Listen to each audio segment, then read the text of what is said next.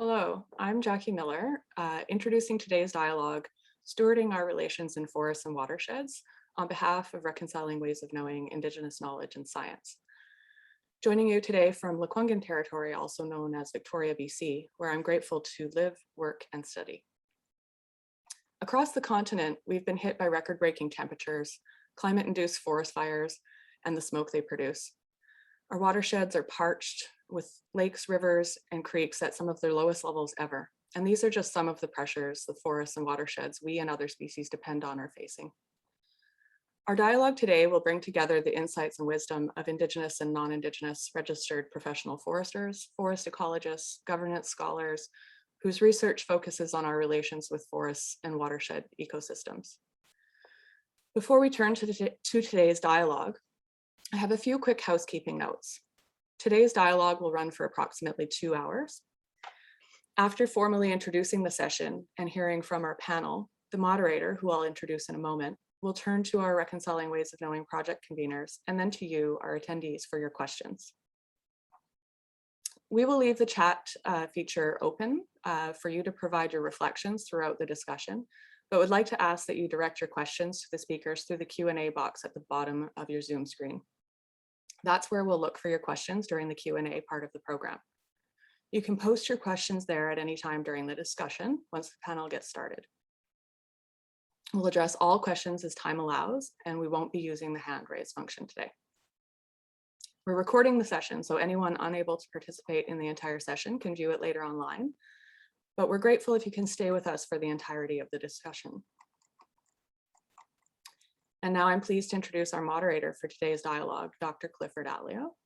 Dr. Clifford Atleo is a Tsimshian and Nuu-chah-nulth scholar who researches Indigenous governance, community development, and political economy. He's interested in how Indigenous communities navigate, adopt, resist mainstream capitalism while working to sustain their unique governance institutions, cultural identities, and practices. Over to you, Cliff. Thank you. So before we get started, we're going to ask Dr. Gary Merkel to open up for us. Dr. Merkel's lifetime of work is largely focused on bridging Indigenous and scientific worldviews and knowledge to create more grounded and practical systems of land management, including serving as the Tahltan lead for the creation of a collaborative Tahltan British Columbia land use plan based on a being developed methodology that integrates ecosystem health and the Tahltan way of being into the management plans. So before we get to the panel, could you please open us up in a good way, Dr. Merkel? Oh, your mic is muted. Thank you, Cliff. I'm joining you today, everyone, from Tanaha territory, southeastern British Columbia. I'd like to start with just a small moment of silence for those who can't speak for themselves, those who have gone, those who are yet to come, the animals, the soil, the water, the air, the spirits.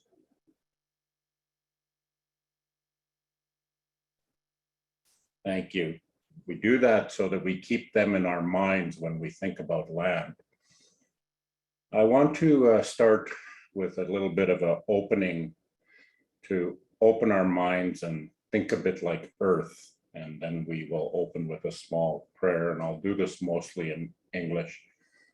So I'm going to do a bit of a visualization exercise that is core to Earth-based thinking, and this is just a way to get to it. So I'll ask you all to indulge me for a minute, and I know some of you, this might scare you, but bear with me and work through it, and it'll be worth it. So close your eyes and just imagine yourself laying in the forest on a crystal clear night and the stars are out. Get that picture in your mind. See the trees, the boles of the trees, the stems and the branches, and feel out to the edge of the branches and feel out past the stars to the stars. Start to look between the stars and see the other stars. Keep looking between the stars till the sky looks like just a blur of stars. You can see millions and millions and millions.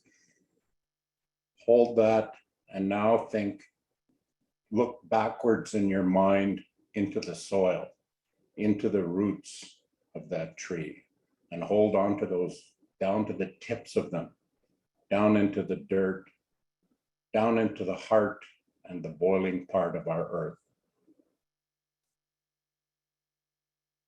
Let go of your world. Be one. Be small in that place. Surrender to that place. Tigadenatia, our creator, Medu. Thank you. Medu for bringing us together. Medu for allowing to share our experience. Medu for the things we are about to learn today. Please help us to be open, to give and receive in a good way.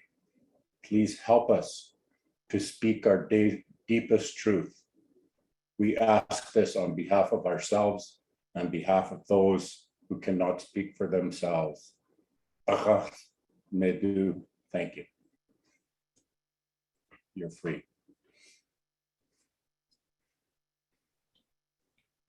Thank you, Gary. Let go. I realized that I wanted to say a few things about my background. I'm an assistant professor at Simon Fraser University. And so I was tremendously excited and honored to ask to moderate this event with so many esteemed colleagues and people that have lived their lives in a way to try and make this place a little bit better, especially at the intersections of Indigenous knowledge and Western science.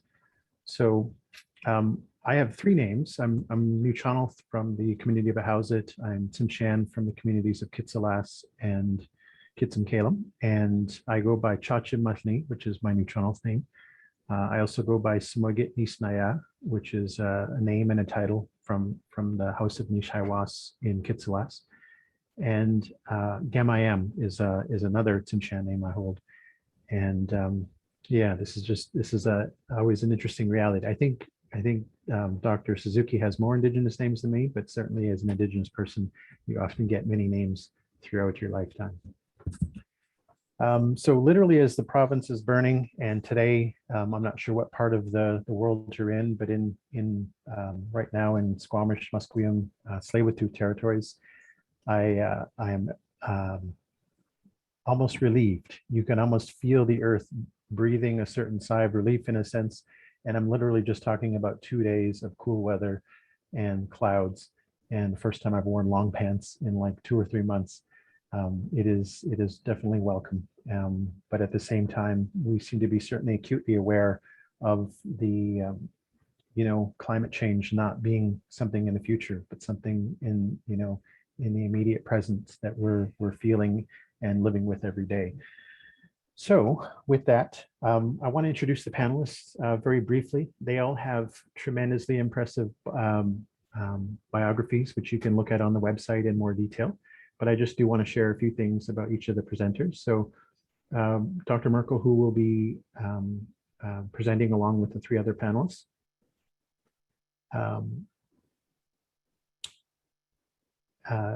is going to be talking about, sorry, let me find here, why forest stewardship is not so much a technical problem as it has primarily been considered under the scientific approach, but is instead thinking a problem about our relations in need of a deep paradigm shift informed by the spiritual centering of the land and earth-based cultures. Then we will have Dr. Peggy Smith, Misqua Nakwadok. Red Cloud Woman is a registered professional forester of Cree ancestry from the James Bay Treaty 9 area and a professor emerita at Lakehead University's Faculty of Natural Resources Management.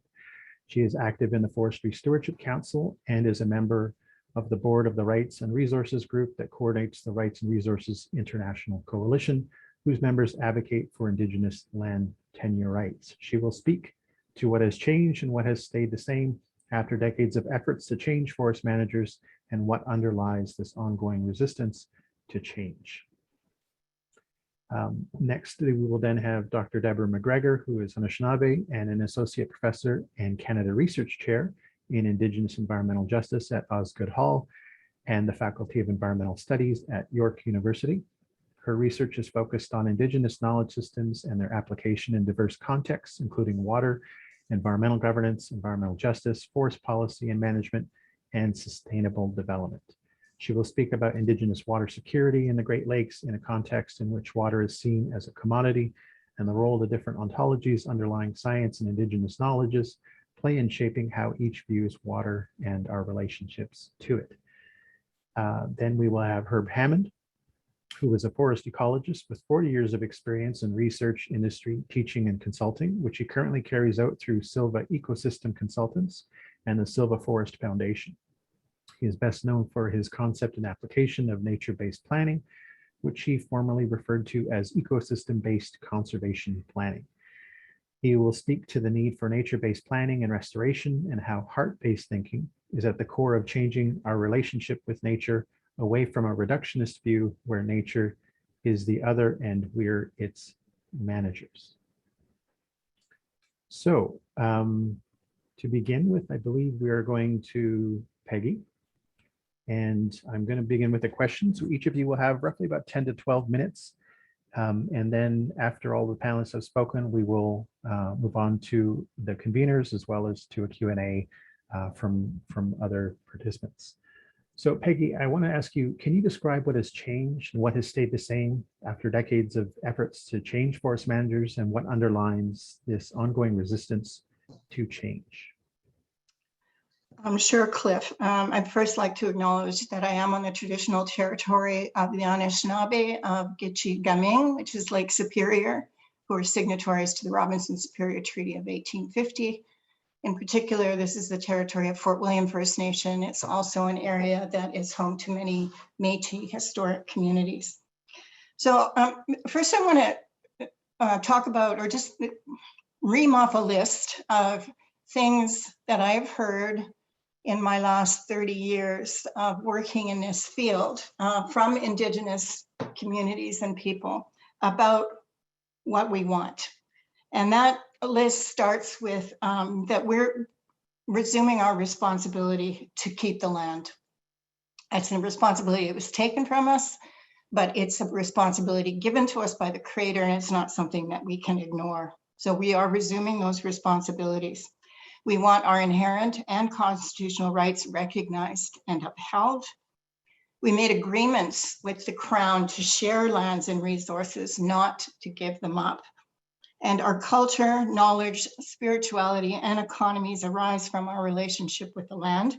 We want to maintain those things and guide development, I put development in quotes, to ensure we can continue our way of life and share in the economic benefits from resource development. And finally, we seek consent for resource development. So what I'm going to look at what has changed and what remains the same in three areas. The first one is national legislation and Supreme Court of Canada decisions. The second is forest tenure or licensing, and the third is forest management planning. So in the first area around national legislation and Supreme Court of Canada decisions, we've seen a growing list of those Supreme Court of Canada decisions that have given guidance to the Crown about their duty to consult. Those decisions have been key in acknowledging Aboriginal and treaty rights and title and spelling out that duty to consult. And then more recently, as of 2010, Canada endorsed the United Nations Declaration on the Rights of Indigenous Peoples, and we've just seen the national government pass legislation to say that they're going to develop a framework for looking at the implementation of UNDRIP in Canadian law. So those are big changes, but what remains the same in relation, and that is that consent, as spelled out in Supreme Court of Canada decisions, is required only in exceptional circumstances. And that is in cases where the strength of claim is high, for example, in areas where Aboriginal title has been proven, and we know that there's only one place in the country where that happened. That was in the Silcotin decision.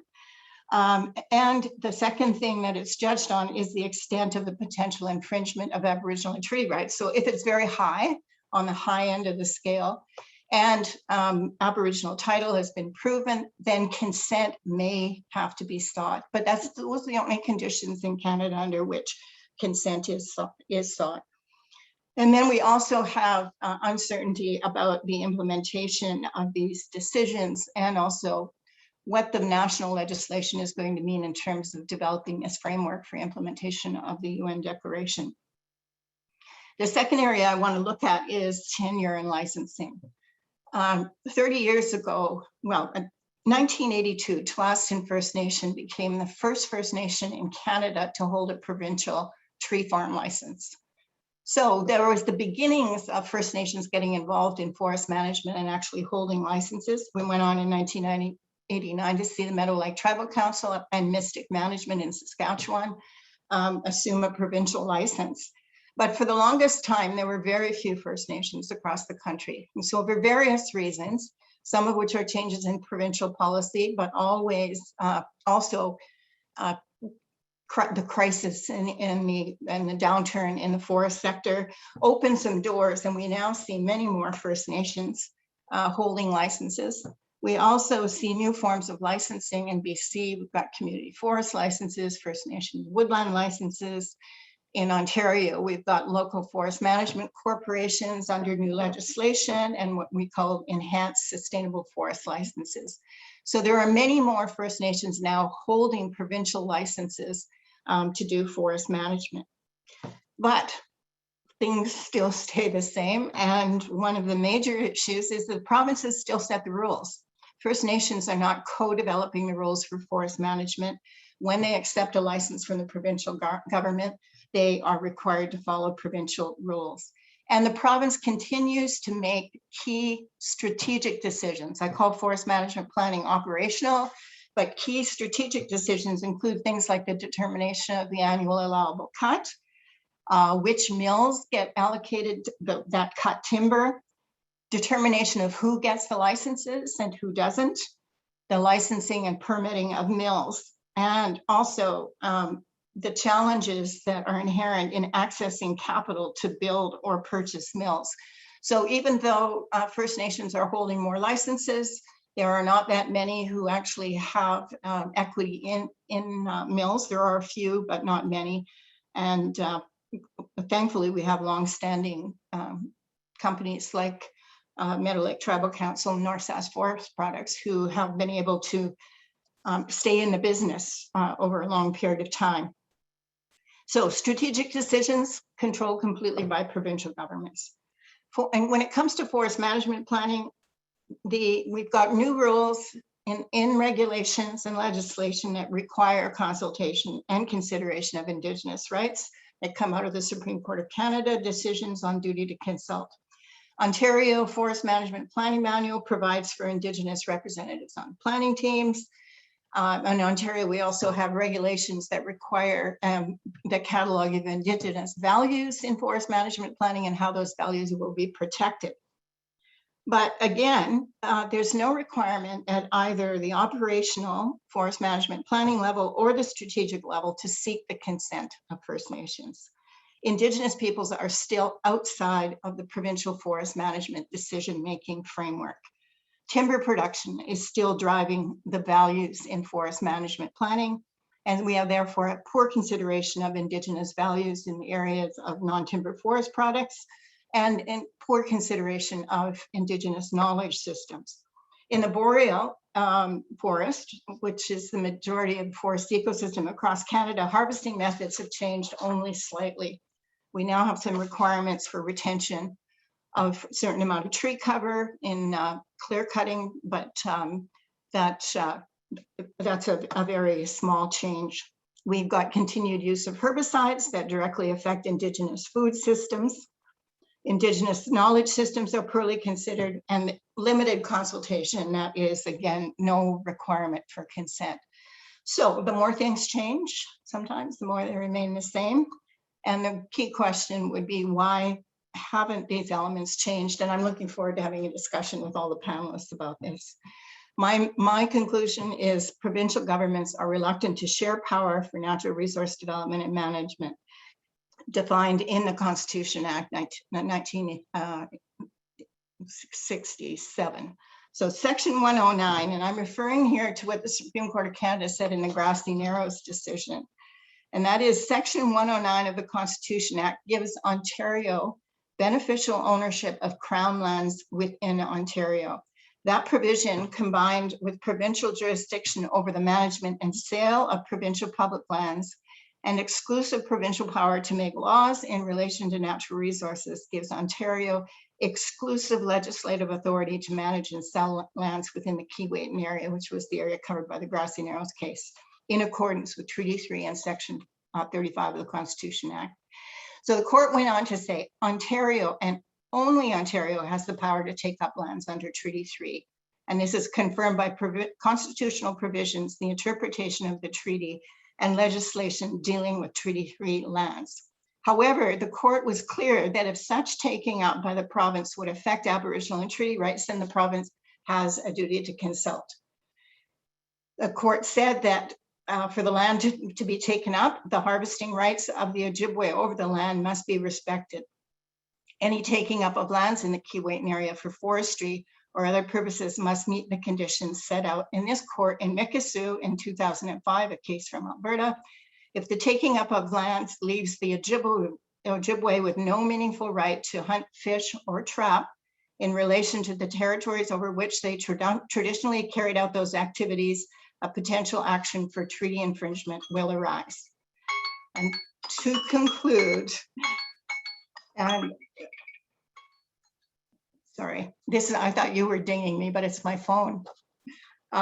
This narrow interpretation of the treaty by the Supreme Court of Canada, in the eyes of Indigenous people, the treaties were a promise to share lands and resources.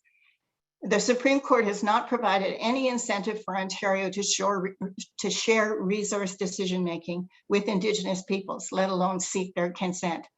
Surely reconciliation should be about reconciling these two conflicting worldviews by finding a way forward that honors the shared authority and responsibility of both the Crown and Indigenous peoples. Miigwech. Thank you, Dr. Smith. Next, we're going to move to Dr. Gary Merkel, and I wanted to ask you, can you tell us why you think forestry stewardship is not so much a technical problem, but is instead a thinking problem about our relations and a need for a deep paradigm shift? Yes, thanks, Cliff Jr. I'm getting used to calling you Cliff because I know your dad, or knew your dad really well. He's a good man. So I'm going to take us on a bit of a journey, but I think it's important, this journey. And I need to start this conversation with describing, many of us understand, but many of us may not understand, that paradigm means the way that we think. A paradigm shift means that we have a major change in the way we think. It can happen at an individual's, it can happen at a group, and it can happen at a societal stage. Most times, paradigm shifts are forced. COVID is an excellent example that has forced a major paradigm shift in the entire world. But paradigm shifts can also be facilitated. You cannot force them. So to start this conversation, I'm going to start with the core. I'll speak about earth-based societies versus, I'll characterize them as being-based society. At the core of every human being is this core fear that we have as humans. And it really, it has to do with the fact that we're infinitely small in a place that we know nothing about, and nothing about that is ever going to change. We all share a fear of loneliness.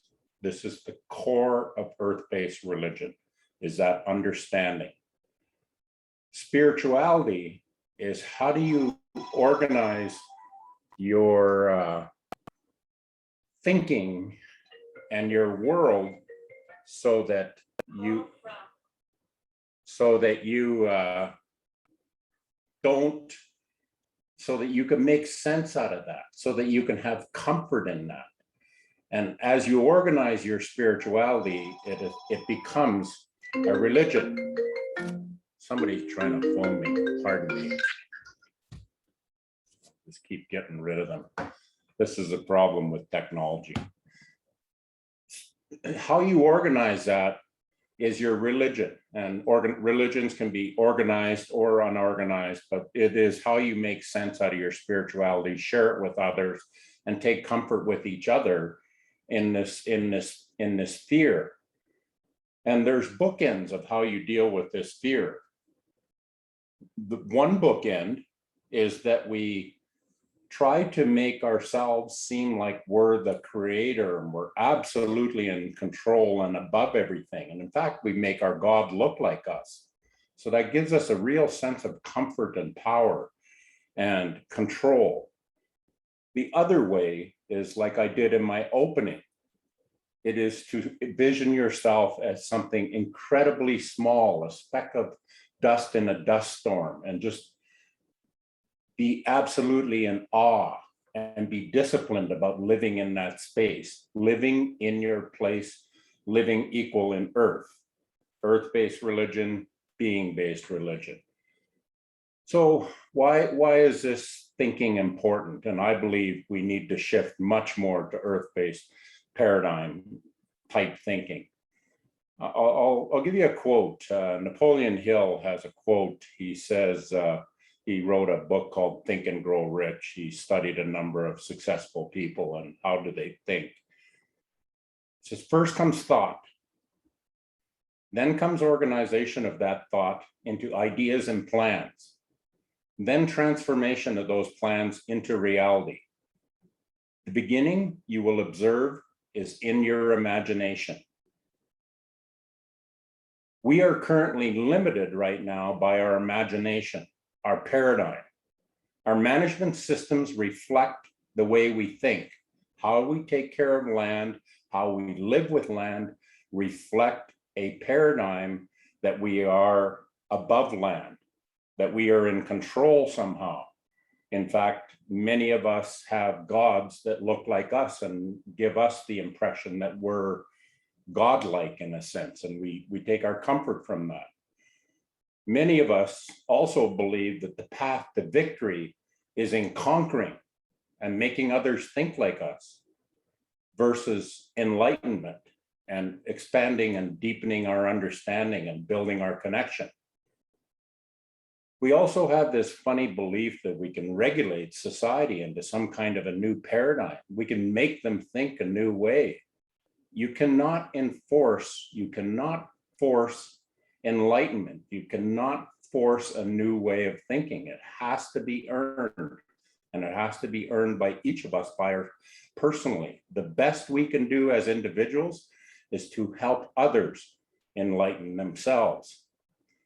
And frankly, there is just not enough money at this point to fix the things that we are causing, the problems that we are causing on this planet fast enough to get ahead of what we are causing under our current paradigm. And right now, we're just so deep in this paradigm. We've got too many people on this planet. We've got we're overusing it, and we just don't know how to get out. How do we make less people? How do we not have a hospital? How do we not want our grandmother, our grandson, ourselves to live more? How do we stop being like that? It leads to fear-based decision-making versus living in your place decision-making. So for me, the way we live with, the way we take care of land comes right out of the way we think. And we need to move more to earth-based thinking. We need to internalize the idea that if we don't take care of the land, nothing else matters. We are children of the land.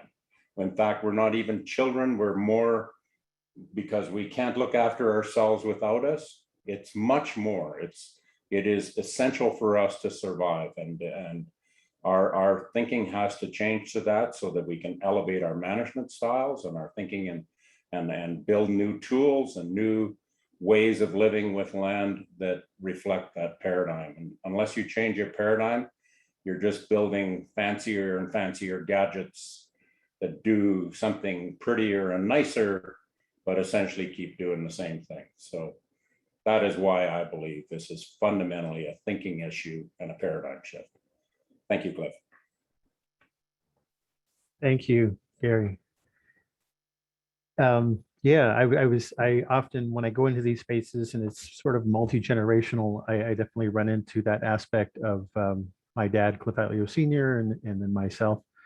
I still here at the university, Simon Fraser University, I still get calls and emails asking me to comment on the latest, court case, or I even got a letter from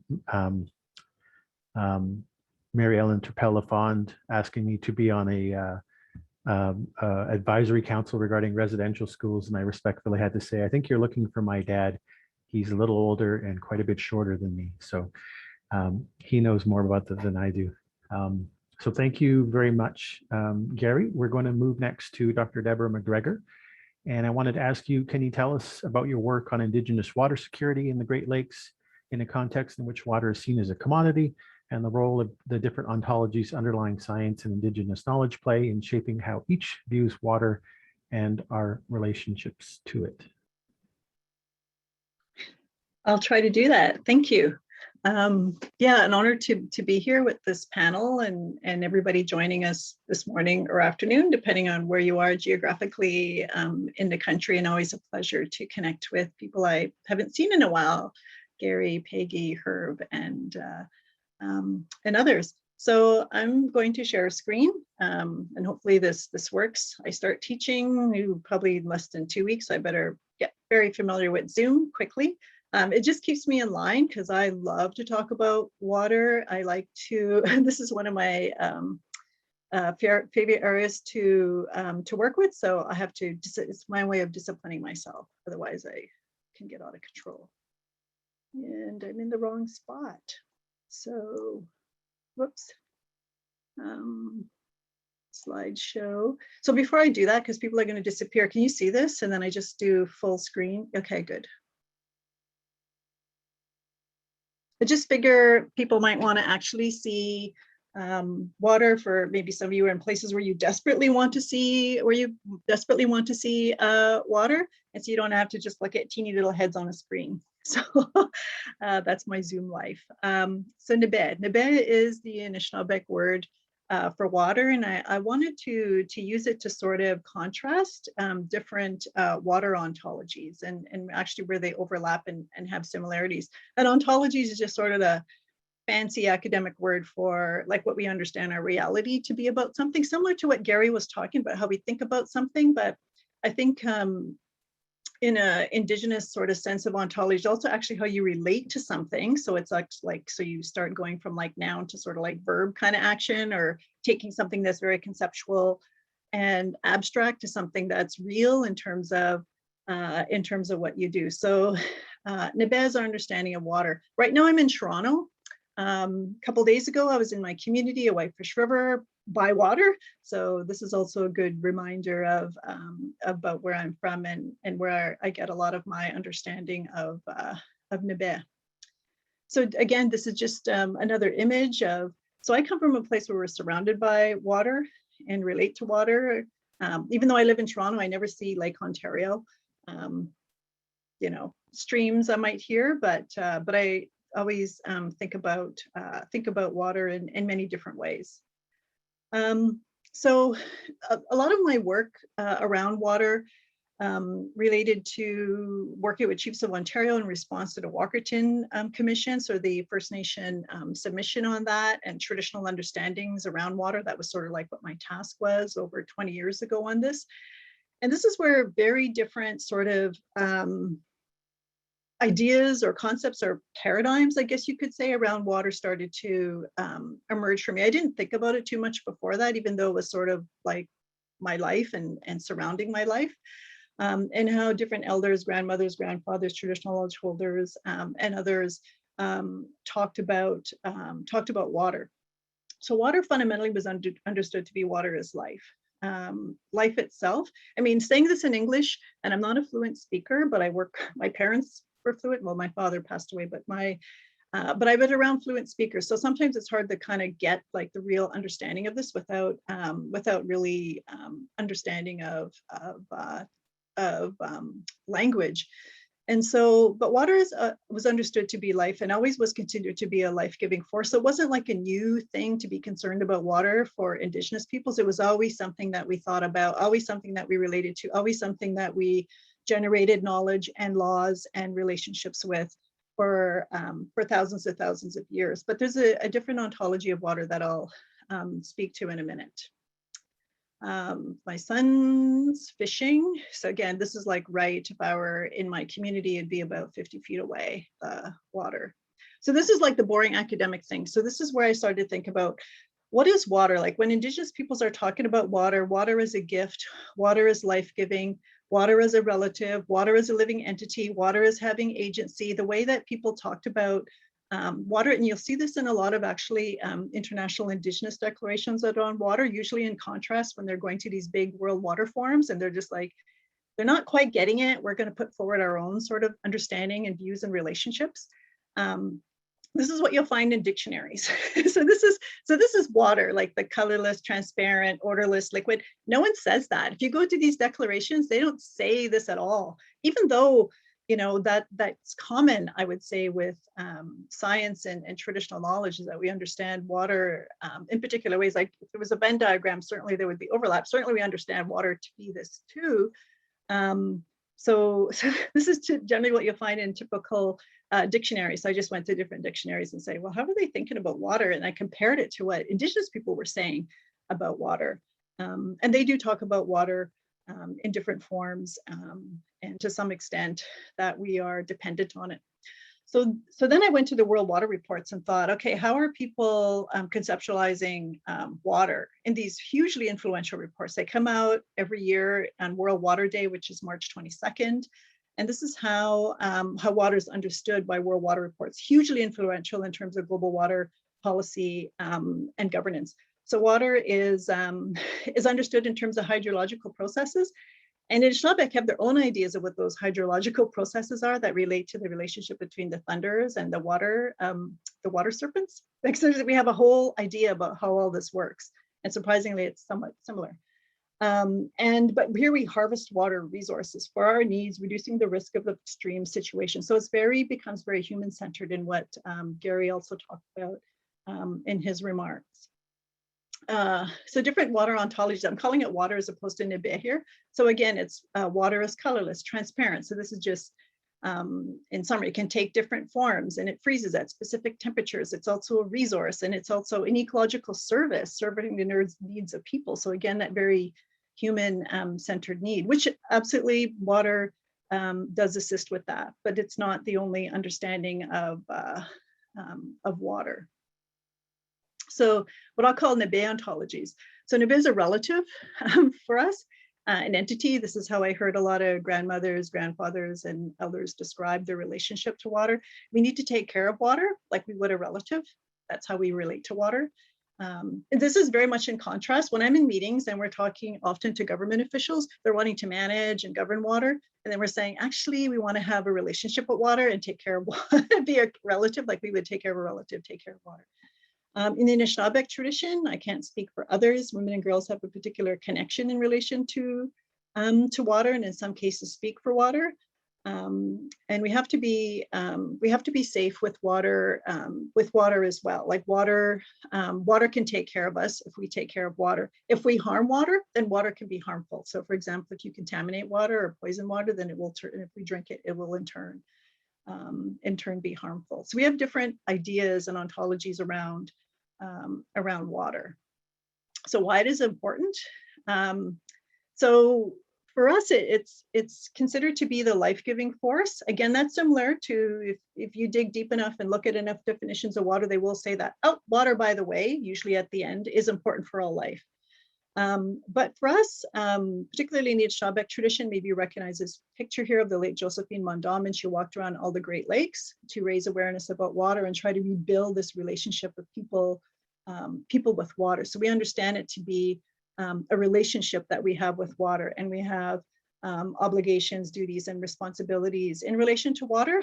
And a lot of this is already understood in Indigenous communities, but now sort of the academic world is becoming more interested in this, is what our own laws and governance structures may be about how we can relate to water appropriately, so it can enable water to continue its responsibilities to give life. So in order for water to have its responsibilities to give life, we as people have obligations and responsibilities as well to enable water to be able to do that, or Nebe to be able to do that.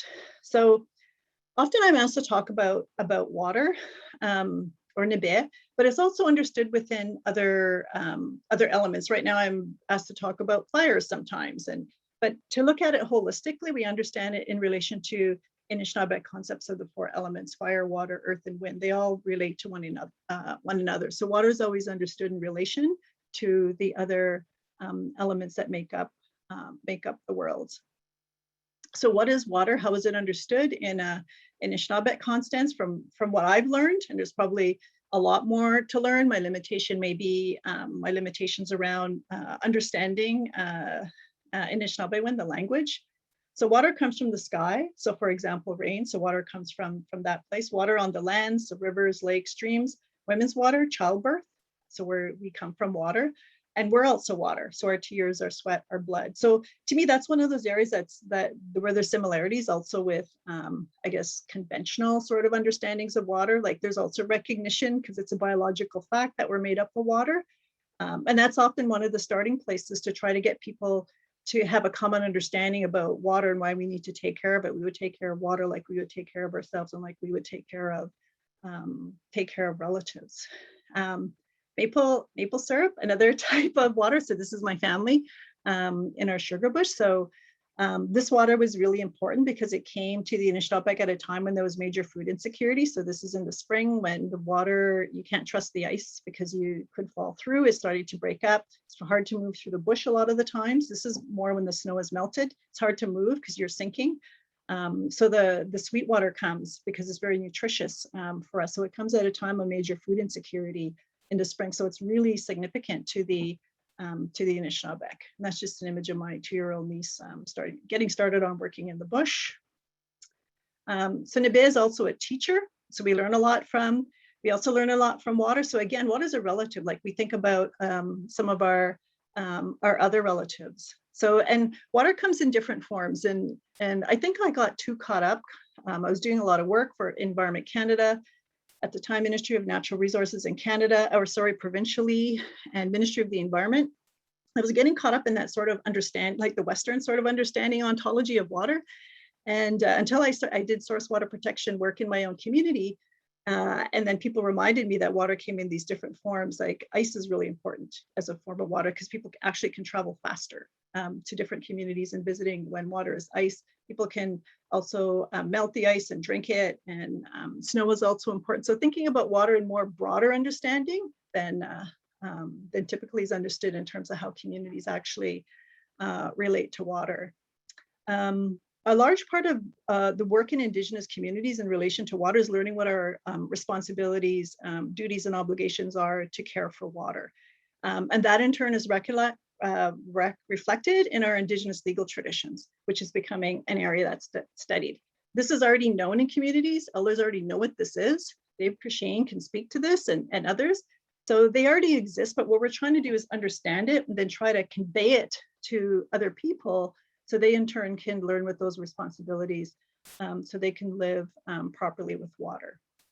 Again, there's a difference between giving and taking. A lot of our relationship with water is being able to give, is recognizing our responsibility so water can continue its life-giving work rather than taking water for our own purposes, often in unsustainable kind of ways. So I just like this art. How do we understand our relationships to waters? By being on the lands and waters. This is similar when I was listening to Gary in terms of what he was talking about, in terms of how we think, but also how we relate. Like, what is it that we actually do about what we're thinking? And that's when you're sort of taking the abstract and conceptual, or what I call the noun-based thinking, into the verb-based acting and being. What is it that you're actually going to do about what you know? And that becomes from knowledge to knowing when you start acting on that. And part of it is being and understanding in relationship.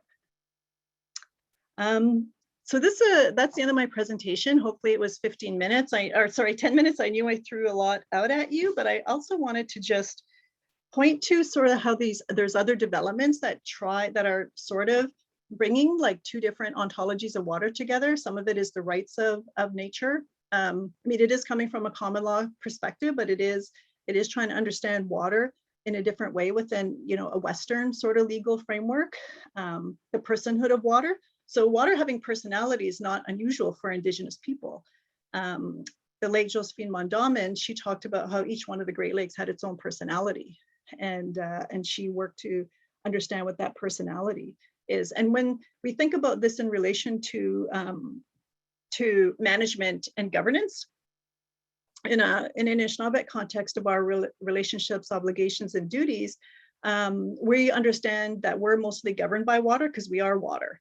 So you work with water, you coexist with water, you learn how to take care of water. We're not trying to control and manage water. So you can see where we could have very different ideas about what water management and water governance means. I think that my time's up because Cliff came on screen. So anyway, hopefully that was helpful in building upon what some of the others have said, and looking forward to others' comments and Herb's presentation. So thank you very much. Thank you, Dr. McGregor. No, we're definitely good for time. I think everybody's been doing an excellent job keeping sharing time with their fellow panelists. I was reminded, I think it was Stephen Quinn that you were on the radio with a couple of weeks ago. I heard you as I was driving in the morning, and I was wondering if you were in Anishinaabe territory, because when I talk to Stephen Quinn, it's like 6 in the morning, but I think when you guys do it, it might be closer to 9 or 10. And I also, earlier this year, I published a chapter in this book that one of my colleagues edited, or my esteemed colleague, and I have to say I relied a lot on your work, as well as Zoe Todd and a few others who've been doing excellent work on water. So it is a pleasure again to be moderating a panel with so many esteemed people.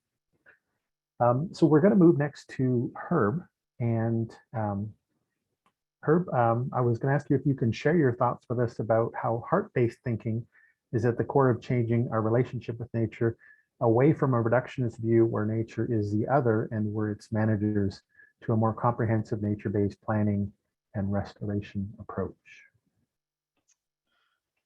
Thank you, Cliff. Before I share my screen, I would like to acknowledge that I'm coming to you from the Slocan Valley, which is the unceded Indigenous territory of the Sinaiks, the Tanaha, and the Silks. I feel gratitude for their stewardship of the land in the past here, and hope to see more of it in the future. I also want to acknowledge the many Indigenous teachers that I've been fortunate to learn from over the past 40 years of working with Indigenous nations across Canada and occasionally elsewhere in the world. They have really influenced what I'm going to talk to you about today. And they, most of all, always remind me to connect my heart to my brain. So I'm going to start here sharing the screen. Let's see if we can make this happen. How is that? Did that work? Okay, so water, I'm going to start by talking to you about water and water from a forest perspective. Water starts with drops. I think a really important thing for us to think about is our heart's connection to water. Hear your heart like the soft, nourishing sound of water dripping through a forest canopy. Water is the connector. It's Earth's veins and arteries. If you think of water from a forest standpoint, forests are really a living fabric woven together by water. And like the dewdrops on this spider's web that you can see, you can remove one or two of the little vertical strands and the spider's web seems to be intact. However, you've actually weakened it. You just can't see that. And you reach a point where if you remove too many of the strands, that the web falls apart. Unfortunately, we don't apply that same kind of understanding of water when we manage forests in conventional ways. Water is alive. Water may either transmit the essence of life, we're all 70% water or we're not alive. And as Deb pointed out, in many other ways, water is life. Or water can magnify and transmit our mistakes. That is happening more and more frequently around the world in flooding and drought associated with climate disruption. So we have a choice to make with water. We either protect it or it will come back to haunt us. I'm going to speak a little bit about nature-based planning, and nature-based planning is focused first and foremost on the protection of watersheds, not the management. Management or use of watersheds comes after protection in an order of thinking and priority. There are three primary variables to remember when you think about water and watersheds. That's quality, quantity, and timing of flow. Those are the three variables, the three expressions of water that, from an ecological standpoint, that need to be protected to sustain water, watersheds, and all of us. I also want to briefly remind us what a watershed is. Watershed is like watersheds are a drainage basin. They're like the sink in your bathroom or your kitchen. Water runs down the side and goes out down the drain. Well, if you look at watersheds across Earth, a watershed is either any minuscule crease in the face of the Earth, or it's the whole Earth. So watersheds are everywhere. And when you log a clear cut, develop a neighborhood in a city, you completely obliterate some watersheds. And we need to carry that humility with us when we think about our relationship with the natural world. So if you follow that line of thinking, then things like timber and minerals and tourism and urban development are byproducts of water protection. Now I want to move to a nature-based plan or a nature-based path to a new relationship. Jeanette Armstrong reminds us very well that ethical conduct within nature is based upon reciprocity. That's at the core of how we do nature-based plans. Involved in how we start thinking and relating to the forests and the ecosystems we're involved in begins with this important recognition. Ecosystems and their entities are identities to be respected, not objects to be dominated. This goes to some of the paradigm shifts that Gary was talking about, but it's critical to development of a plan where we're a respectful part of nature. The other aspect of nature-based plans that's important is what we call a kincentric way of being. I've had the privilege for many years to work with Dennis Martinez, who coined the term kincentricity.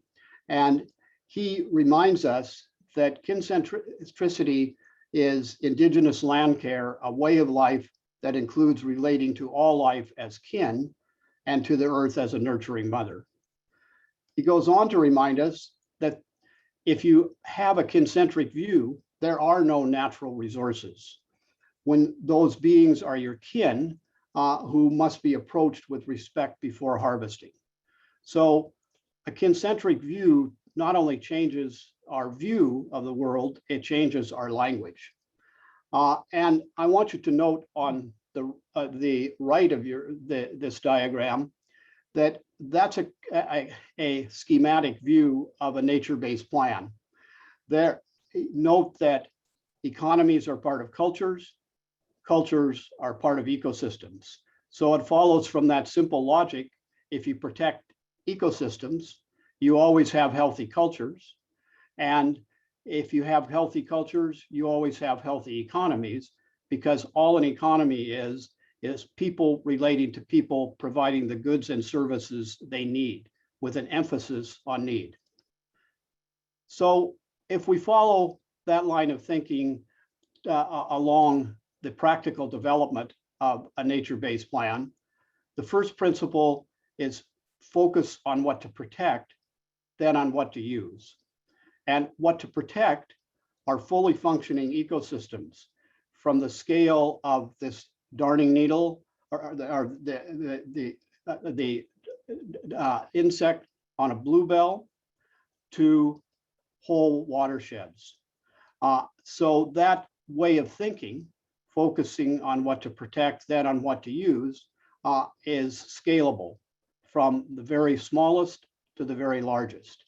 And Robin Wall Kimmerer reminds us when it comes to landscapes that we inhabit a landscape of gifts, people by non-human relatives, the sovereign beings who sustain us.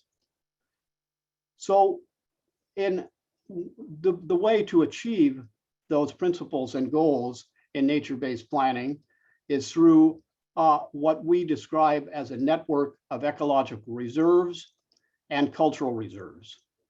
I will show you an example in a moment of the ecological reserves, but the cultural reserves are something that are proprietary to the nation that we worked with. So I really am not free to share that part of the example.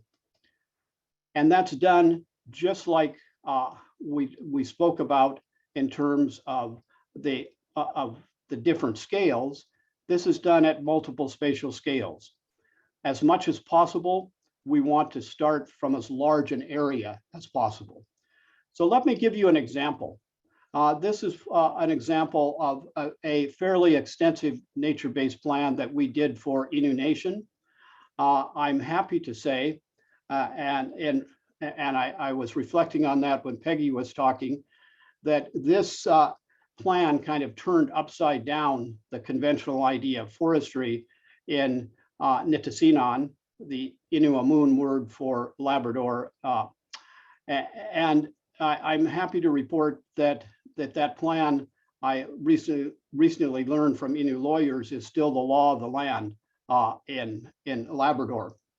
So if the multiple spatial scales at work here, you can see quickly that that unit, administrative unit defined by the government of Forest Management District 19, is about 8 million hectares, to give you an idea. The plan then developed a protected area network for that area, which you can see in the colored blobs on that map. I don't have time to explain their origin, but they're watershed based and provide for connectivity. Then you have an internal smaller network that is a protected area network, and finally down to the watershed and the patch. Here's an example of a nature-based plan that was done for Shawnigan Lake. it's down at the patch level, and I included it here because every one of those green dots reflects the individual full cycle trees that will be left there amongst the other elements of the protected landscape network. Those full cycle trees ensure that at all scales, you have continuous forest cover and continuous water protection. So let me try to summarize here by saying that a new relationship rooted in heart-based thinking has some important elements. One, it's a concentric, earth-centered view, not human-centered. It's precautionary, not exploitive. It's prevention, not mitigation. It's regenerative and restorative, not extractive and destructive. We achieve that in a number of ways, but here's a couple of important pieces of making that walk on the land. Meaningful reconciliation directed by Indigenous people, not defined by government, but defined by Indigenous people and their governments. Nature-based plans, like I have quickly shown you, and a nature-based way of living. It's fitting into forests rather than remaking them in our own image. To make that change requires a change in control of who controls the forests, an important thing to not miss. We're a part of nature. Think like a forest. I hope I've given you some ideas to move in that direction. Thank you.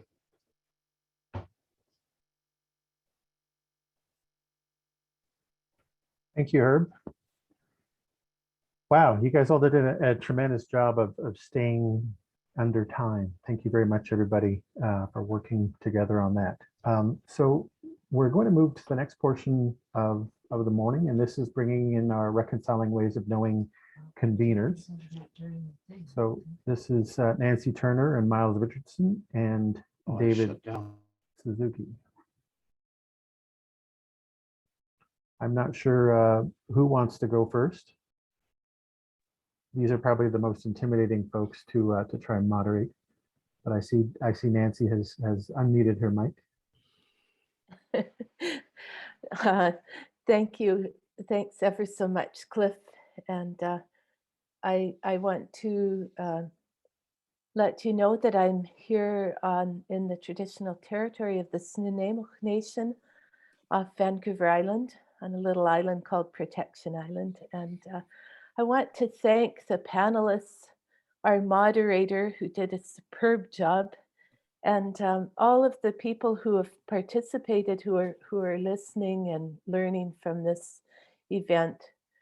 And as well, the people behind the scenes, you'll see their names maybe, but there's so much work and planning that goes into these. And as one who's been with this group from the beginning, I've just been amazed at the dedication, the inspiration that Miles and David have provided for us, and Dr. Dave Crushane from Turtle Lodge has been a part of this from the beginning. So I just wanted to make those comments to begin with, and to thank all of you for participating.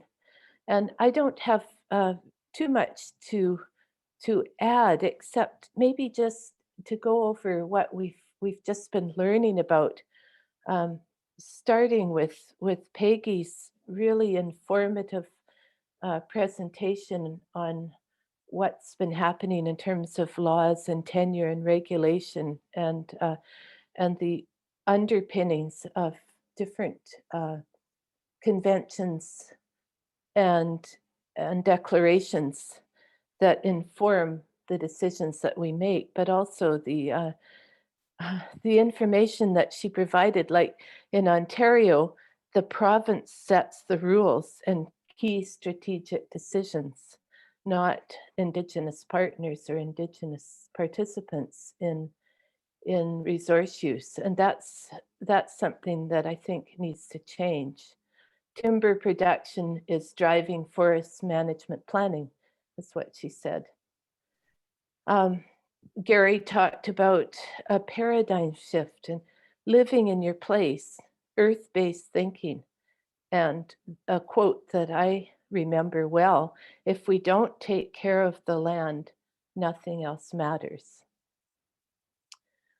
Deborah's presentation about water was just so important because, as we know, water is really the basis of all life. And she gave us some ideas about water being our relative as well.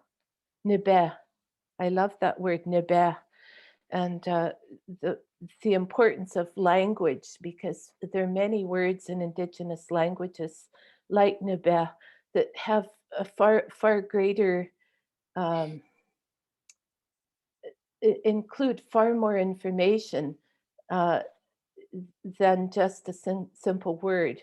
There are concepts that are reflected in these words, and the more we can learn about them and learn from them, the better. Water is a life-giving force. It's a gift. It's a relative that we have to take care of. It's a teacher, and it comes in many different forms, and it has rights as an individual. And her images were so beautiful, especially those paintings that she showed. So water is a person. Herb's heart-based thinking, the notion that we have to connect our heart and our brain, and also that water is a connector. In forests and in ecosystems, water is the overarching connector. It's and forests are a living fabric woven together by water. Water can magnify or transmit our mistakes. And reciprocity is the core of how we do nature-based plans. And then bringing in Dennis Martinez's skin-centric ecology, or the notion of all of our environment as being our kins that we have a responsibility towards. So all of these ideas and I guess some words that come to me: reciprocity, kin-centricity, connections, responsibility, precautionary, and restorative. These are all notions and concepts that we need to take into account when we're talking about how we use and care for the forests of the world and of this area. So I know we have many wonderful participants who are listening, and one of them is Michael Zellinger from California, who's working on a video. Some of you know this film on the boreal forest, the issue with tissue, and he's working on that now. And I think this will be a really wonderful gift to the world when it comes out. So I'll leave it there, and thank you so much for your attention. Miigwech. Medieu. Thank you, Nancy. I'll go in the order that I can see you on my Zoom screen. So how about Miles Richardson? Thank you, Clifford. Good morning, everyone. I'm Kilsley Kaji Sting, Miles Richardson, and I'm speaking to you from my home, Haida Gwaii, the homeland of my people, the Haida Nation. A really good panel this morning, and stimulating discussions. What we're intending to do here with reconciling ways of knowing and the conveners of this is to stimulate a dialogue on these two fundamental human ways of knowing. Indigenous ways of knowing, which manifest in ancient, like hundreds of generations of human thriving in the same place, and this Canada colonial system, which has been here for 500 to 200 years in this place that most of us still call home, Canada. And our thesis is that it's not a competition between these two ways of knowing. We need them both in today's world, and we've got to figure out how to base our actions as humans on those. So this is, we're coming to about 30 sessions, and we're going to turn these panels into a book and take it to the next stage of, we've initiated this important dialogue. Now we need to build relationships amongst those who want to take action. And then from those relationships, hopefully action will occur in important areas. Gary and Herb and Cliff, all of you, you've all been involved in moving forward our Indigenous agenda. And one thing I'm thinking this morning that you've stimulated is, what's the best way forward now in Canada? We all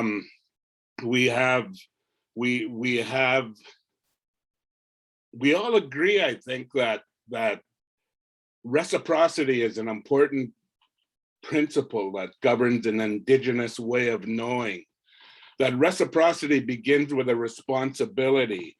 We have an understanding that all of creation is equal in terms of life. And if we take any life as humans, we're therefore accepting a responsibility to maintain the balance.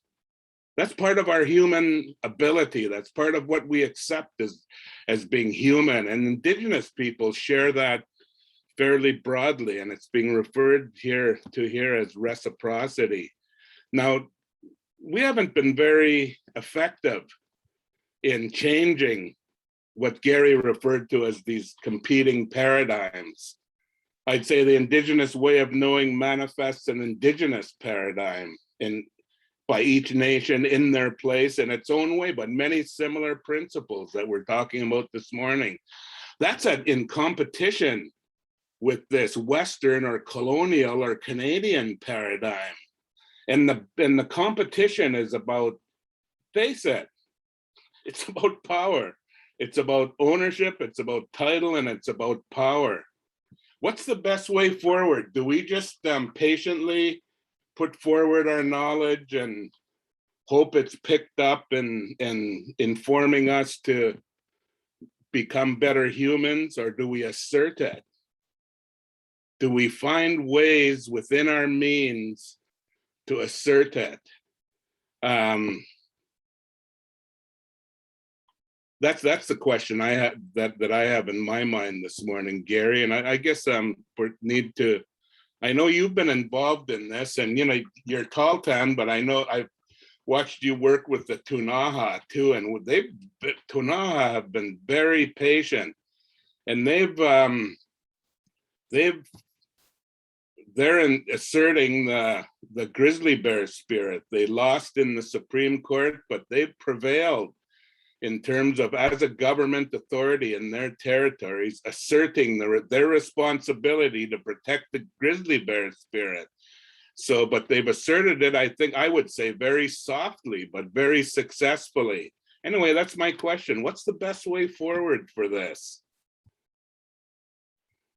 Cliff, I know you've had a lot of thoughts on that over the years, and you're working in that right now. Anyway, I'm going to leave it at that. Thank you.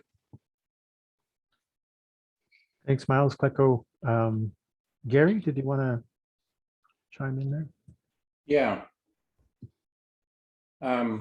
So I talked before about the core issue is that in this monetary society, in this kind of me first society, we don't ground ourselves in land. And so we don't really know how to build the systems to manage or look after or take care of lands, because we don't have the mental framework to do it. My life, what I try to do, everybody has their own answer. The way I try to do this is I try to build ways of looking after land that are grounded in land, grounded in looking after land. And then I try to show and teach other governments about that. And you'd be amazed at how many of those people really want to do it. They just don't know how. And you got to make it simple. You know as well as I do, Miles, that our world is quite simple. Like the way we speak, the way we act, the way we do things, we do it very simple, even though it's very complex underneath. We keep it simple on purpose because this is simple. When you start to overthink it, you have a problem. And so teaching people to think like that and then showing them how to do it and getting them involved is the way I do it. And it seems like it, some people are impatient with that. You know, everybody has their role. Some people are activists, frontline activists, some people are whatever. That's my way that I do it. And I find it, for me, is the most effective. Beautiful, thank you. Thank you. Yeah, I've definitely, a bit of background on me. I used to work for the New Channel Tribal Council back in the early 2000s, and that's the first time I probably met Miles, when I was a treaty manager for the NTC. And I worked for the Hulkamanian Treaty Group for about another 2 years. So about 6 years involved in comprehensive claims, not as a negotiator, but as an administrator, really. And I remember this thing of complexity and simplicity came up one time. I was frustrated. And if you had ever worked in that environment, you know, every time there was an election, everything stopped, and it stopped for 3 or 4 months. And then, you know, it was back and forth between the federal and provincial government. And then they were always changing negotiators on us. So you're constantly educating new people on. And I remember this one guy from the province. I was in Kowatsin, the Kowatsin Cultural Center in Duncan. And I remember this very friendly provincial negotiator walked up to me at some event, and he just kind of sidled up and he says, "Wow, things are really complex, aren't they?" He was just being friendly. But I had enough of it at that point. I was like 5 years in. And I said, "No, it's not really that complicated. It's really simple. Just go away and leave us alone." And he kind of chuckled and kind of walked away nervously, I guess. But I probably felt bad later for being a bit rude, but it was this thing again, and I'm constantly hearing it from my father about this complexity and simplicity. It's not just like black or white or one or the other, but there are many times when I think some of the solutions are simple in terms of these paradigm shifts or these ideas. The execution, of course, is tremendously complex, and that's when we get all involved with planning and lawyers and trying to figure out how to negotiate our way out of it. But I think at moments of crisis like we're in now with the climate crisis and COVID, I think those are opportunities. As stressful and as painful as they are, I think that those are moments where what I've talked about before is increasing political space. You know, after Oka, there was an increase in political space where people were thinking about things like, you know, negotiating comprehensive treaties with people. But over time, as the crisis wanes, the space tends to shrink and people's imaginations are not as open as they were at those moments. So I think we're at a tremendously interesting time right now. And I want to pass it over to Dr. David Suzuki for your thoughts and comments on the panelists. Well, I thank you. First, I just want to say I'm speaking to you from the traditional unceded territory of the Wee-Way-Kay Nation that here on Quadra Island, and I want to acknowledge them for caring for these beautiful lands and waters for such a long period. I can't tell you how ecstatic I am with today's meeting. Every participant has contributed in a way that it was really at the heart of what Miles and I hoped for when we first had the idea of reconciling ways. This is the crux, it seems to me, what you've all said, the crux of the real crisis that we've created, because we have these two ways, different ways of knowing, and one way has become so dominant that the indigenous way has been subordinated. And I'm so delighted to have Herb Hammond here, because, you know, I don't think his record will show that he's been a registered professional forester for many, many years. They wanted to turf him out and take away his RPF status because what he was saying clashed so much with what the traditional RPF approach is. Would you nod, Herb? Is that not And I just want to acknowledge that and thank you so much for hanging in, because you've made a wonderful presentation, it seems to me, about how science can work with a different in a different way. We can really reconcile the ways. Thank you so much for that.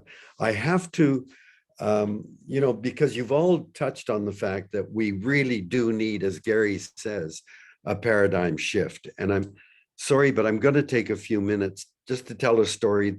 Those of you who know me have probably heard the story, but I think it illustrates so profoundly what the difficulty we face is. And that is, 4 years ago, I got a call from the CEO of one of the largest companies working in the tar sands. And, I've been working against tar sands for many years. Could I come and talk to you? I said, I'm thrilled. Yes, please come and talk to me. I'm not into fighting. I would love to talk to you. So he came down from Fort McMurray the next day. And when he came to the door, I thanked him and told him how honored I was that he had come. But I said, before you come into my office, I want you to do me a favor. I want you to leave your identity outside the door. And please come into my office as one human being to talk to another. Because I said, quite frankly, I don't see the point about discussing carbon taxes or pipelines or climate change or any of this until you and I start from a profound position of agreement. Otherwise, we're all over the map and we're looking at it in different ways. Well, I could see this is not what he expected, but he was a good man. And I think, and he reluctantly came into my office. And so I said, look, I know this isn't what you wanted, but let me present what I think we could use as a foundation of our discussion. I said, we live in a world that is shaped and constrained by laws of nature, and there's nothing we can do about that. We have to live within them. And I said, physics tells us we can't build a rocket that will travel faster than the speed of light. The law of gravity says if I trip, I'm going to hit my head on the ground. First and second law of thermodynamics say we can't have a perpetual motion machine. These are laws of nature, and we have to live within them. We accept them. Chemistry, it's the same. The atomic property of atoms and dictate what are the properties of the elements, the freezing point, the boiling point, the melting point. This is all dictated by the laws of chemistry.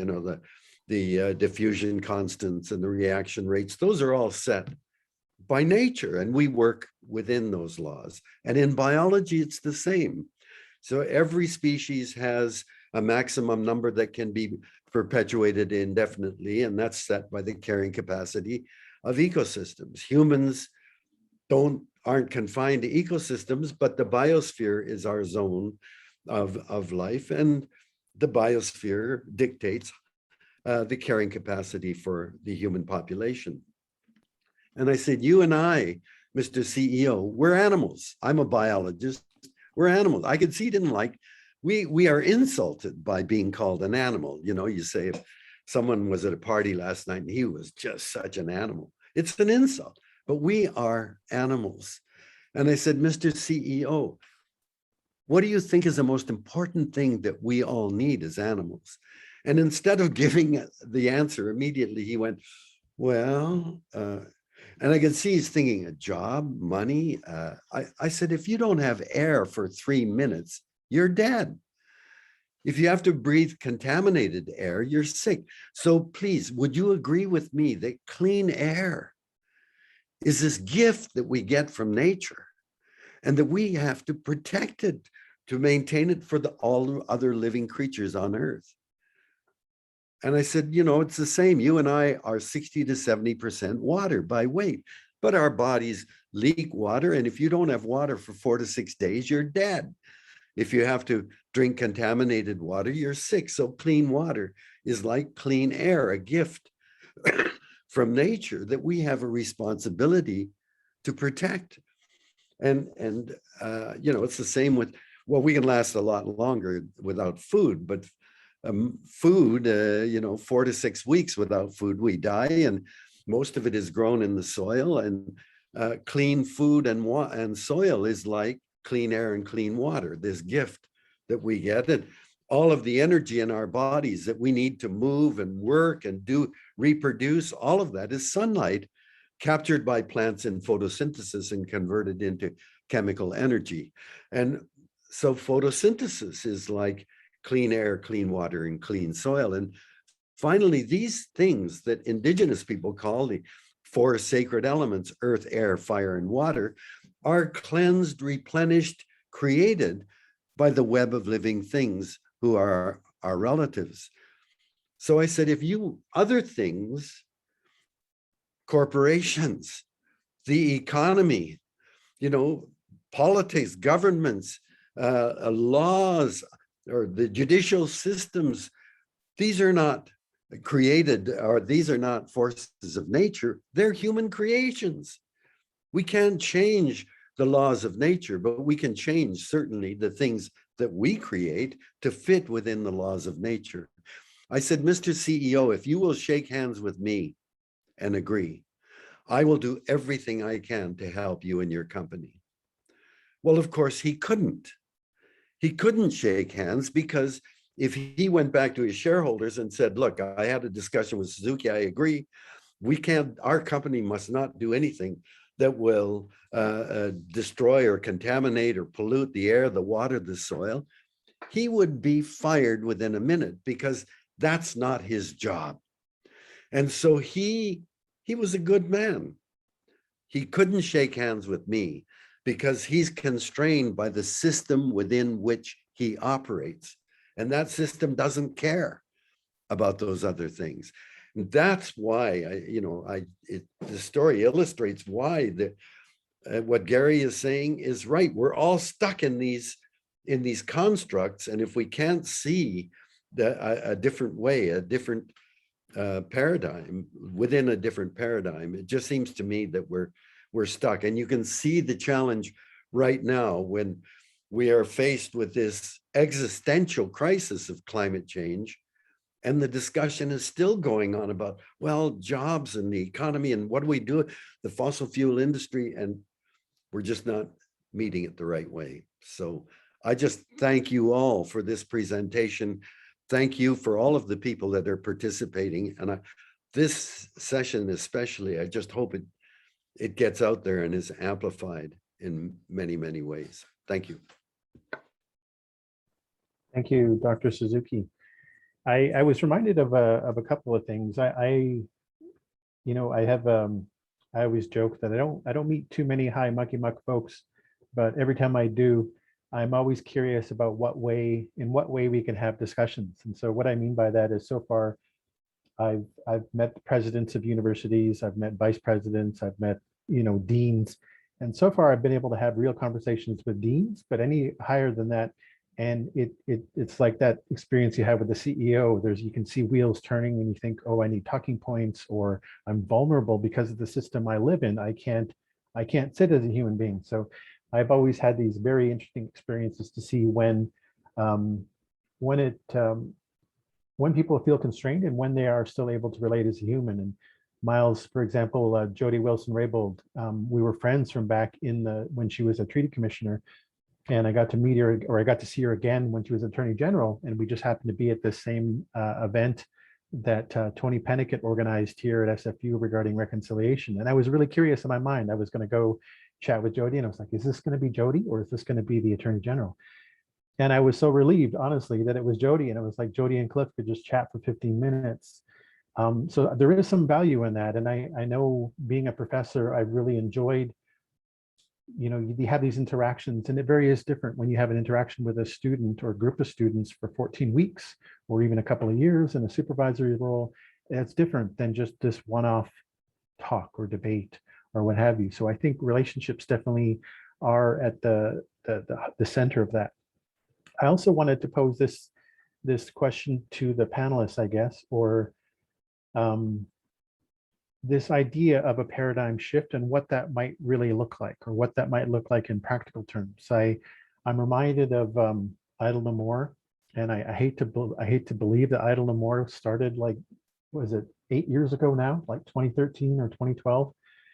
And I remember reading an interview that Professor John Burroughs gave to the CBC in 2013. And I got a transcript of it and I titled it The Angry Burroughs Interview. And if you've ever met John Burroughs, he's one of the nicest people you've ever met. And you can't even imagine what an angry Burroughs might look like.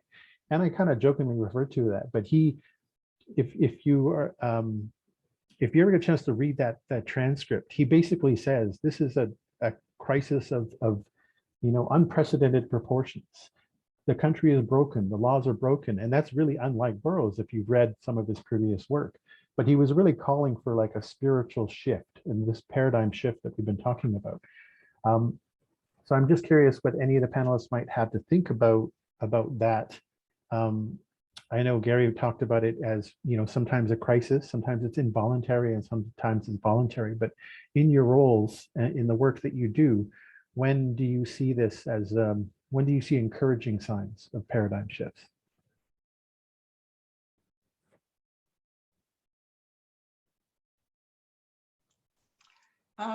I sit on a board, which is a kind of mixed Indigenous. Most of the non-Indigenous people are from Minnesota, and it's around a group of islands on Rainy Lake, and I've been going there for over 30 years. But as a member of the board, we made at one point a commitment to reconnect with the Indigenous communities around Rainy Lake. And it was because the person who the foundation is built on was responsible for the establishment of the Boundary Waters area in northwestern Ontario. And he had very strong relationships with the First Nation communities. He actually talked about land in that area being universities of the wilderness, and that it was an opportunity to learn from Indigenous peoples. And so we went back to that original commitment that he had, and we're trying to do that as a board. And let me tell you, it's not an easy job. We have an elder who's a member of the board, whose purpose on the board is to introduce Indigenous ceremony, spirituality, ways of making decisions to this non-Indigenous board, who is very used to operating in the comfortable Robert's Rules of Order world. And so when it comes to doing things like, our meetings, Dennis says to us, we will not make good decisions unless we have a prayer, a song, and a smudge. And so we do that at the beginning of every meeting. And I know people are not comfortable with it necessarily, but over time, people are becoming more comfortable. And the ways of making decisions, in the Western way, you weigh out the pros and cons. You turn to the laws and the regulations for guidance. What are we supposed to be doing? With the ceremony, you just put the question out there to the ancestors and the spirit world, and you wait for an answer. And to watch people try and fit that model of decision making and squirm in their seats around doing it is really interesting. But the commitment is there, and we're going to keep trying to do it. And we have some really good guidance. So I hope other people have those same kinds of opportunities. Thank you, Peggy. Did anyone else want to chime in on this notion again of paradigm shifts? Miles? Yeah, Cliff. I just wanted to go back to your comment about Jody Wilson-Raybould and the Minister of Justice and Attorney General. I had one of those conversations with her also when she was Attorney General. That's how I ended up running last time for National Chief of the Assembly of First Nations. As Justice Minister, as Attorney General, I laid out my concerns to her about what more needed to be done in terms of their commitment to a nation-to-nation relationship. Jody was herself through the whole thing, as I expect she always is. She remains true to her values and what she believes, and came back to me and told me what she needed to get the job done. To make a long story short, I ended up leaving that conversation and running for that position, which I wasn't successful in, but Jody was very, that has a lot of integrity, and as you can see, has lived through her career, her political career that way. But this question of the approach to a paradigm shift, to me, and I look at it very much in political terms. You know, that's been my career, is trying to figure out a negotiating process, a way of getting us to living together respectfully in this place that we all call home now. And when I look out across what today is Canada, I see really clearly and fundamentally a mighty struggle going on. That's probably what John Burroughs referred to, a struggle between the fact, the reality, the paradigm of the continuing fact of Indigenous nations, as the Supreme Court of Canada referred to us, and the colonial fact of this Western nation state of Canada imposing an entirely different paradigm on us in our places. The struggle is who's going to prevail. If we're going to reconcile, we've got to figure out a way of living our values that have allowed us to be here. You know, our people, Cliff, and others on the panel, have been here for thousands of years in our territories, for hundreds of generations. That is not an accident. The values and ways of understanding, ways of knowing of our people are the reason we're here. And if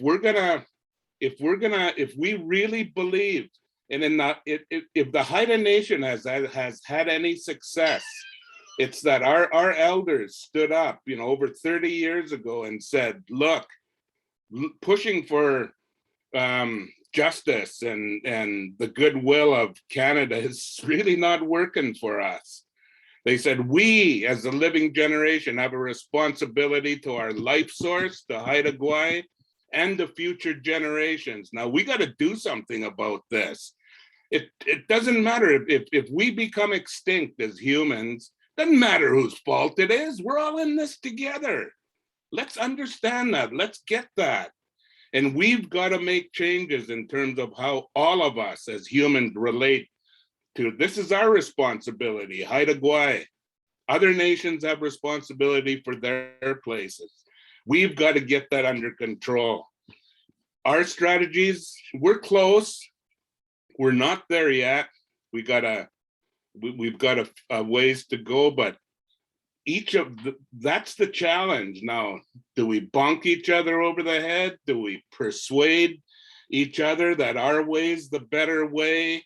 I mean, there's many options in each of us. You know, I think that we number one, as Dr. Dave Corshane reminds us, we need to begin with proper ceremony, understand and accept that we're all in this together, and we need to stand up and be who we are. Shoulder our responsibility, shoulder the values and principles that we have inherited as Indigenous people. That's a tough question. That's a big question, but that will define each of us as a living generation of our peoples. Thank you, Miles. I saw that you put your hand up as well, Gary. Yes, thank you, Miles. Yesterday we had a session and one of the fellows observed that the world is looking to us as Indigenous or earth-based people for leadership, and we need to start to act like it. And I thought that was such a profound way of thinking, because you know, when you're a leader, you all of a sudden are not, it's not all about you anymore. It's all about us collectively. You shift your view and you act differently, and that's how we need to move. There are many, many good examples of paradigm shifts that I can think of here in the Columbia Basin. We've taught people how to think of basin as a culture and think basin. Reconciliation, we've changed a lot from thinking that this is a recognition of rights or benevolent act to more like the air we breathe that affects every part of our society, and we all need to work on changing it together. But one of the ones I wanted to speak about was Aboriginal education. In British Columbia, when Gordon did his task force, Gordon Antoine, a person who went to post-secondary school, an Aboriginal person who went to post-secondary school in British Columbia had a 1 in 20 chance of success. And in many areas of the province, we had 0% pass rate in many of our Aboriginal communities because people just weren't finishing high school. So do the math. Almost nobody coming out of high school, very few of them going on to post-secondary because it's wasn't part of our world, and 1 in 20 of those succeeding. And we knew, and everybody said it's the system, or it's the people. And we said, if you got stats like that, it's not the people, it's the system. And so we built NVIT at the same time, and we started to show people how to look after an Aboriginal learner in an advanced education. And we built ways to do it and started to work with every institution in this province to show this is how you do it. And we got some of that put into policy.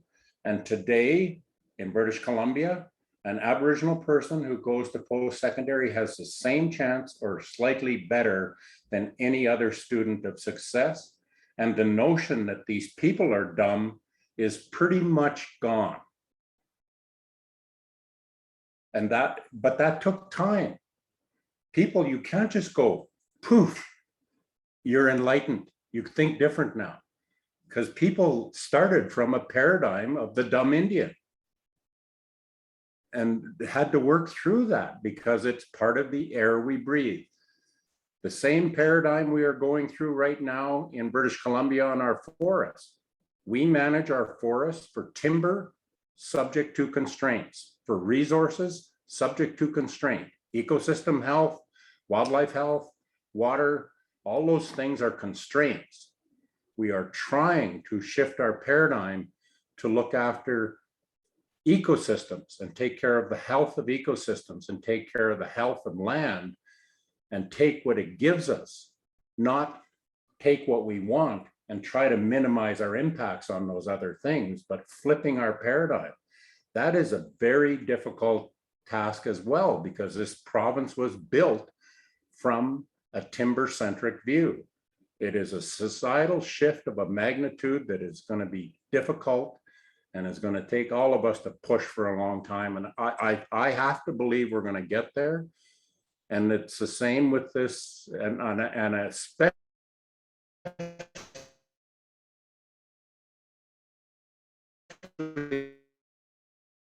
because this will help them a lot. Every time I speak to them, the provincial government expresses gratitude for the thinking we bring to the table that they cannot get to by themselves. So paradigm shifts take time, and I know they can happen. I've seen them happen in so many places now, and I've been involved with so many. But they take time. That's the problem. They don't happen overnight. Thank you, Gary.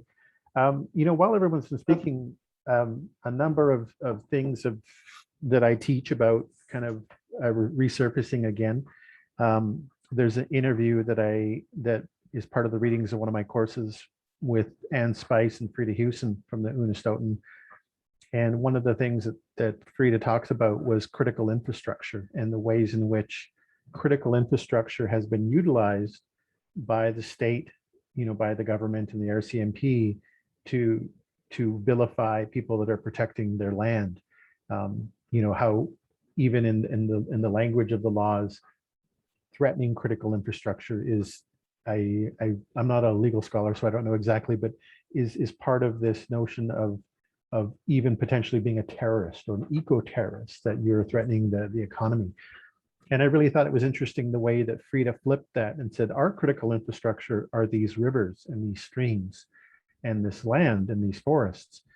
And I think that connects in some ways to a paradigm shift of looking at what Dr. Suzuki was talking about, literally how long it takes for us, how long we can survive without water, without food.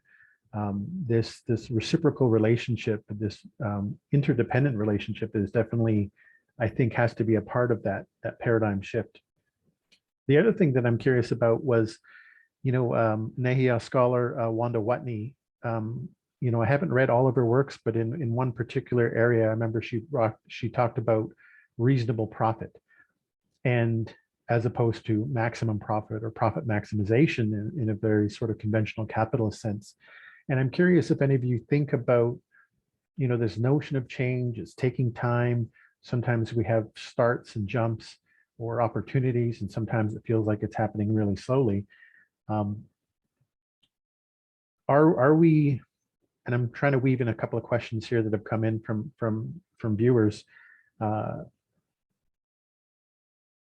Are we able to, how do we think about these like little changes and little tweaks and this planning for the future versus the urgency of needing some sort of revolution? And there was some people that were inquiring about how can we talk about these things with young people as well, not just university students, but K-12 students that are very much these days feeling climate anxiety has become a real, identifiable thing. So I'm curious if any of the panelists or conveners have any thoughts about again, youth, the urgency of now, and the different ways in which we're trying to manage different scales and speed of paradigm shifts.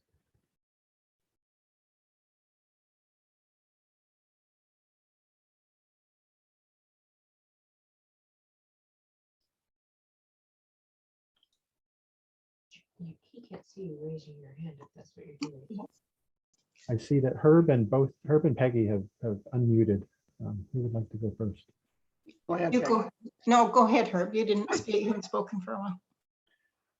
One of the things that I reflect on when I reflect on urgency is what an Innu elder told me many decades ago about urgency. And she just simply said to me, if there's enough time, there's enough time. And what she was really saying was we need to do it in the right way. And we need to not run around tearing our hair out without doing the right thing. And that also brings me to a really important point that I'd like to add to the discussion about paradigm shifts. While I agree that an absolute paradigm shift, a societal paradigm shift, requires a long time, but I also think there are many blockages to paradigm shifts which can be fairly easily removed and speed up the whole process of a paradigm shift, which deals with urgency. And those kinds of blockages are the fact that most of our society never really spends any time in nature. And we need to facilitate a way for people to become parts of nature and experience that directly. And when to speak to what David and Miles and others have, and Gary have talked about talking past each other, there's a really simple and important exercise that you can do in groups, particularly in groups of people where you fundamentally disagree, and that's called active listening. And all that is that when someone says something to make a point, then the respondent repeats what she or he heard the person say before they move to make their point. And that goes around the room that way. And what happens in that environment is that people internalize a little bit of the other person and begin to understand those different perspectives. And out of that, I think the strongest perspectives, the ones that are the closest to the truth, prevail. So that also helps a lot with the idea of urgency as well. So there's a couple of thoughts. Miles, if I remember correctly, there's a word in the Haida language that's for not interrupting, and I think it's translated generally as "don't step on my lips." But I can't remember and wouldn't try to butcher the pronunciation in Haida. So I'm trying to remember that word too, I'll find that out in a second here, but thanks, Herb. I mean, when the Haida Nation did our new paradigm, when we defined our Haida paradigm for our relationship to Haida Gwaii, our life source, the essence of it was that simple 6-point land use plan that you helped us with. That was 30 years ago. And our political agenda has been implementing that, but that's reflected today by federal and provincial legislation in their respective areas, and will soon be implemented under Haida law through Haida inherent title. So accomplishing these things is possible. And man, Herb, you've been around for a long time. I guess that makes two of us. Thanks, Miles and Herb. Peggy?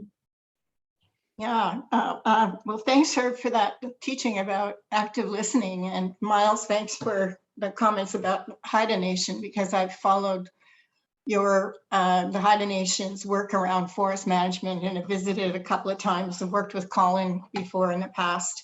And I've been fascinated with both the forest management and the governance and then the economic end, where you're trying to make sure that your forestry activities are actually generating an income for your communities. But this makes me think about the White Feather Forest Initiative, which is Pikangikum First Nation in Northwestern Ontario. And the elders guided the community to develop the initiative in order to get youth back on the land. And they decided that the best way to do that was through a forestry initiative. And they went through an incredible process of planning. They did a land use plan called Keeping the Land, based on their customary traditional teachings. They negotiated with the province of Ontario and got that land use plan accepted. They went through environmental assessment, they did forest management planning, but they are stuck now because they do not have an economic outlet for their forest products.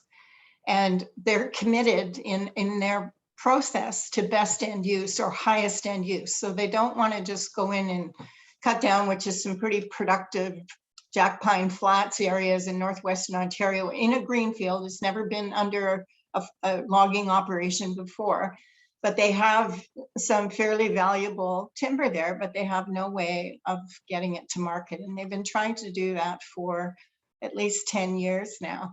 And so part of this to me is, how do you bring together the Indigenous cultural practices, the need for some kind of economic activity out of the land base, protection of the cultural activities and the environment, and the social end of things, which is where the youth come in, because they are literally being cut off from any connection with the land. They might be connected to Zoom and their machines, but in terms of being on the land, that's a real issue.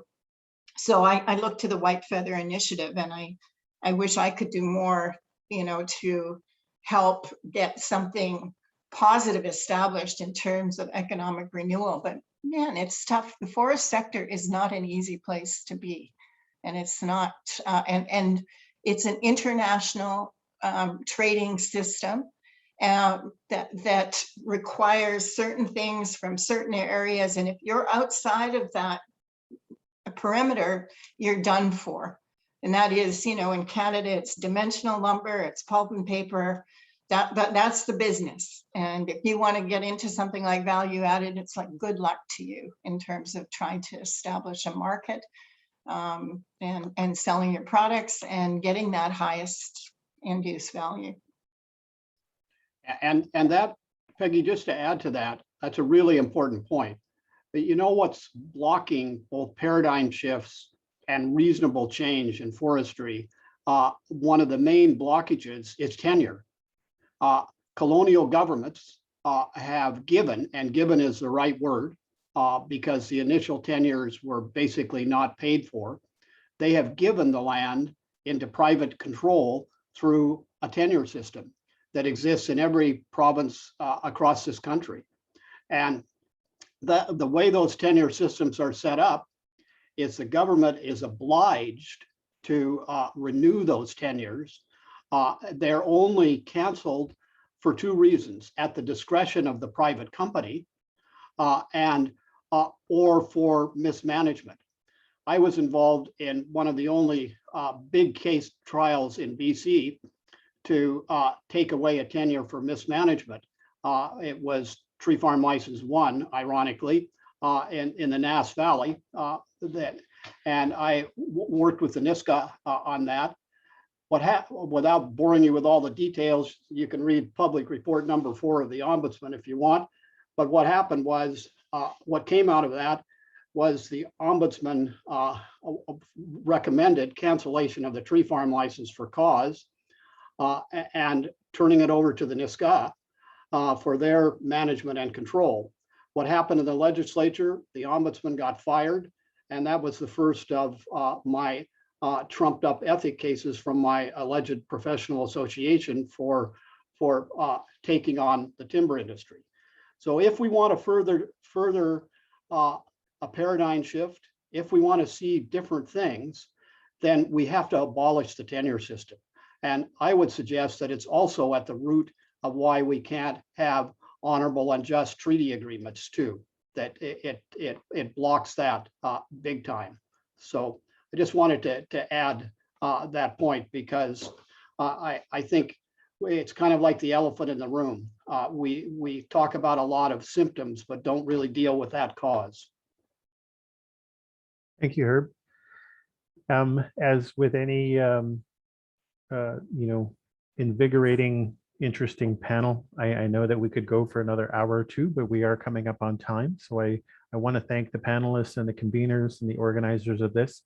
And I want to ask Dr. Gary Merkel if he could close our session as well. I think that Jackie had some housekeeping first. That's right, and I'll be very quick and we'll turn it over to you in a moment, Gary. Thanks. So I just wanted to say hi, Sepka, Miigwech, and thank you to Cliff, Gary, Peggy, Deb, who had to leave us a little bit earlier, as well as Herb, Nancy, Miles, and David, as well as our attendees for sharing your time and reflections with us today on behalf of Reconciling Ways of Knowing. And we've posted a survey in the chat, and we'll be sending it out shortly as well. And we would appreciate if you could take a few minutes to share your thoughts with us. We really appreciate hearing and learning from you about our sessions.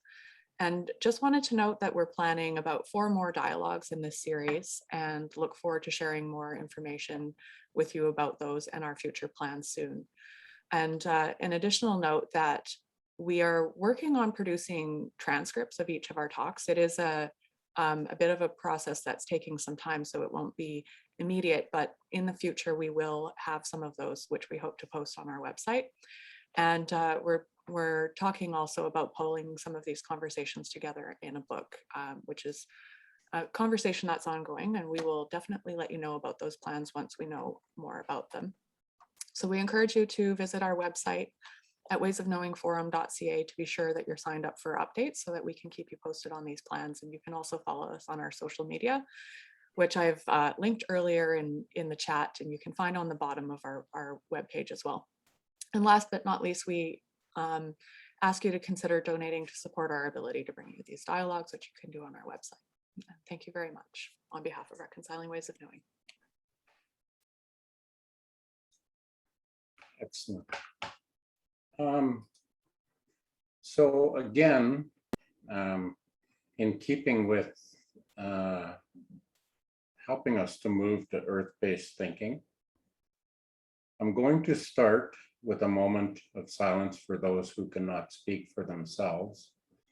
But in that moment, I would like all of you to think of an animal that is dear to you at this moment, and just start to get it in your mind.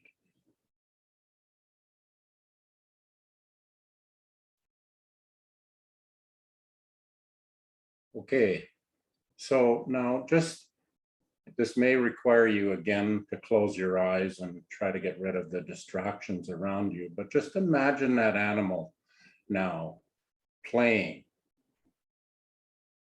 eating, hiding, hunting if it hunts, wandering around, walking back and forth across the borders like it doesn't even matter. Being what it is totally. Feel that animal. Now try to see you as that animal. We are all animals. We all share the same. You can see yourself in it. Let go. Be one with it. Surrender to that place. Learn what it can teach you. Adigadenatia, Medu. Medu for allowing us to spend time with each other. Medu for allowing us to share our experience. Medu for helping us to give and to receive in a good way. And Medu for showing us that we have friends and that we are not alone in our pursuit of a better world and a better place. We ask for your support and your guidance as we take this new knowledge forward and we help to make this world a better place for ourselves and for those who cannot speak for themselves. Tachas, Medu. Have a great day, everyone.